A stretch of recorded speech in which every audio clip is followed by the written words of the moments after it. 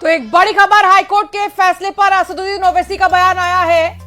उम्मीद है supreme court फैसले को रद्द करेगा, ये ओवैसी का कहना है। और बाबरी मस्जिद के फैसले जैसी समानताएं, हाईकोर्ट के फैसले पर असदुद्दीन ओवैसी का ये बड़ा बयान और कहा कि उम्मीद है कि सुप्रीम कोर्ट फैसले को रद्द करेगा। MIM के चीफ असदुद्दीन ओवैसी, उनका बयान हाईकोर्ट के फैसले को लेकर असदुद्दीन ओवैसी का बयान आ गया है। उम्मीद जता रहे हैं कि सुप्रीम कोर्ट इस फैसले को रद्द करेगा। मुस्लिम पक्ष ने कहा है कि वो सुप्रीम कोर्ट जाएंगे और उम्मीद की जा रही थी कि ओवैसी का बयान आएगा और वो आया। भोपाल लिए चलेंगे, रमाकांत के पास अपडेट है। रमाकांत जी देखिए ललित, जिस तरह से जो राजनीतिक बयानबाजी अब होना है वो होना शुरू हो चुकी है। असदुद्दीन ओवैसी का जो बयान आया है उसको राम जन्मभूमि मामले से जोड़कर देख सकते हैं कि इलाहाबाद हाईकोर्ट के फैसले के बाद भी मुस्लिम कोर्ट ने सुप्रीम कोर्ट का रुख किया था और सुप्रीम कोर्ट से भी तकरीबन फैसला लगभग वैसा ही आया। और यही मामला है कि देखिए लीगल ओपिनियन लेने के लिए हर समुदाय जो है वो अपने स्टेप उठा सकता है। जो इंदौर बेंच ने जो फैसला दिया है उस पर जो मुस्लिम समुदाय का कहना है कि वो अब सुप्रीम कोर्ट का रुख अख्तियार करेंगे, तो उनके पास यही एक बेहतर और आखिरी विकल्प है कि वो सुप्रीम कोर्ट के पास जाएं। सुप्रीम कोर्ट जो फैसला देगा वो भी उनको मान्य करना होगा। और इसी तरह से इलाहाबाद हाई कोर्ट का फैसला राम जन्मभूमि के मामले में आया था और अब इंदौर बेंच का फैसला, उसी का जिक्र ओवैसी साहब भी कर रहे थे। दुर्गेश जी, एक रिएक्शन जल्दी से। ओवैसी जी कह रहे हैं कि अब सुप्रीम कोर्ट से उम्मीद है। देखिए, निश्चित रूप से जो भी देश में रह रहा है उसको कानून मानना पड़ेगा और मुस्लिम पक्ष अगर वहां जाना चाहता है तो उसकी वो है, वो क्या करता है। पर आज का दिन उनको मुझे लगता है कि सहर्ष भाव से इस चीज को स्वीकार करना चाहिए। आप देखिए, जब विभाजन के समय पे जो हिंदू पक्ष जो पाकिस्तान में था वो 8% था, अब जाके 0.3% बचा हुआ है। और जो मुस्लिम पक्ष हिंदुस्तान में 3-4% था, आज 24-25% हो गया है। तो हमने तो उनके हितों की रक्षा की, उनके अधिकारों की रक्षा करने का काम यहाँ पर किया गया। पर उसके विपरीत आज उनको बड़ा मन करते हुए, क्योंकि जो ASI का सर्वे है, जो वैज्ञानिक आधार है, साइंटिफिक आधार है, उन सब चीजों को उनको मानना चाहिए और एक कदम आगे बढ़कर भाईचारा गंगा जमनी तहजीब को आगे बढ़ाते हुए उनको उस फैसले पर कोर्ट का भी धन्यवाद करना चाहिए और अपने भाइयों को भी बधाई देनी चाहिए। पर इसके विपरीत हम देख रहे हैं वही तो शेख रुस्तम कह रहे थे कि भाई इससे बेहतर मिसाल तो हो ही नहीं सकती थी ना, कि नमाज भी हो, पूजा भी हो। यही शेख रुस्तम तो जिक्र कर रहे थे केशवानी साहब। जो 5 टाइम में यहाँ पे मुस्लिम समाज आराम से अपनी इबादत कर सकता है, किसी को कोई रोक नहीं है। पूरे सौहार्द जो उनके अधिकार हैं, उन अधिकारों की रक्षा की जा रही है।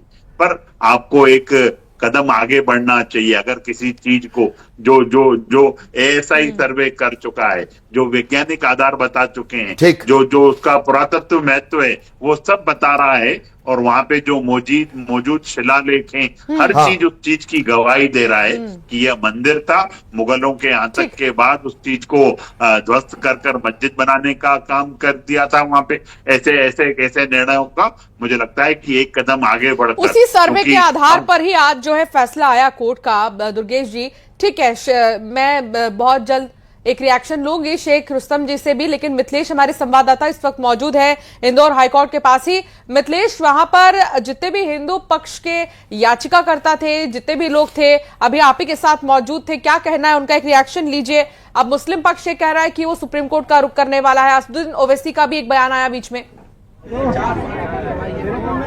जी बिल्कुल। अब मुस्लिम जो पक्ष है उनकी तरफ से अब अभी तक उन्होंने मीडिया से बातचीत नहीं की है, लेकिन लोग हमारे साथ जुड़े हुए हैं। हम तो लगातार आपसे बातचीत कर रहे हैं क्योंकि जैसे ही हम लोग बाहर निकले ये स्टेटमेंट आया, आपकी आंखों में आंसू नजर आया, भावुक हुई आप। भावुक तो होना तय था ना, इतने सालों का संघर्ष है, इतने सालों के वो सब आग से उमड़ कर बाहर आना ही था।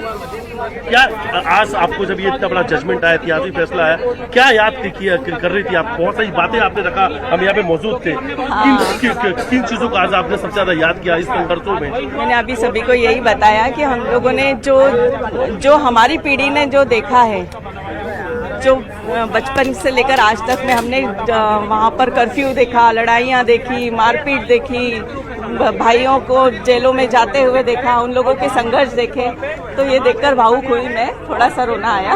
गोपाल जी खुशी की गोपाल जी आए तो उनकी आंखों में आंसू था। गोपाल भैया का संघर्ष तो मैं कहती हूँ, उन्होंने परिवार छोड़कर, सब कुछ छोड़कर, वो सिर्फ भोजशाला मुक्ति आंदोलन में बिल्कुल जूझ कर, बिल्कुल भीड़ कर उन्होंने काम किया है। दिन रात नहीं देखी, 24 घंटे इसी में लगे रहे। पिटीशन जब से फाइल हुई है तब से लेकर आज तक मैं उनको देखती आई हूँ और उन्हीं को फॉलो करके उन्हीं के साथ रहती हूँ। आज इस ऐतिहासिक फैसले के पीछे कितना बड़ा संघर्ष, कितना बड़ा त्याग है, क्या मानते हैं आप? नहीं, त्याग करने वाला कोई एक या दो नहीं है, पूरे धार वासियों का संघर्ष मानती हूँ। पिटीशन फाइल करना, उनके दिन भर लगे रहना, वो उनकी बात बराबर है। उन्होंने एक सब पूरा प्रतिनिधित्व किया है, सभी ने, उनका तो श्रेय है ही, पर हमारे धार के जितने भी जनता है, मैं उनको भी धन्यवाद देती हूँ। हर एक ने संघर्ष किया है, बराबरी का हकदार है हर धार का व्यक्ति।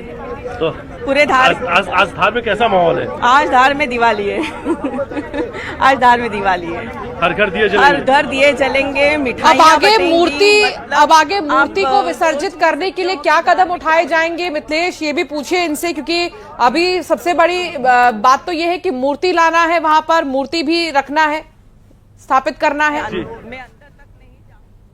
देखिए, मुख्य जो याचिकाकर्ता हैं उनसे बातचीत करते हैं। मूर्ति को लेकर अब आगे का क्या प्रक्रिया होने वाली है? देखिए, केंद्र सरकार को अभी हमारी जानकारी के अनुसार ये निर्देशित किया गया माननीय न्यायालय के द्वारा कि केंद्र सरकार मूर्ति को लंदन से ला करके भोजशाला में स्थापित करने के लिए आवश्यक कदम उठाए।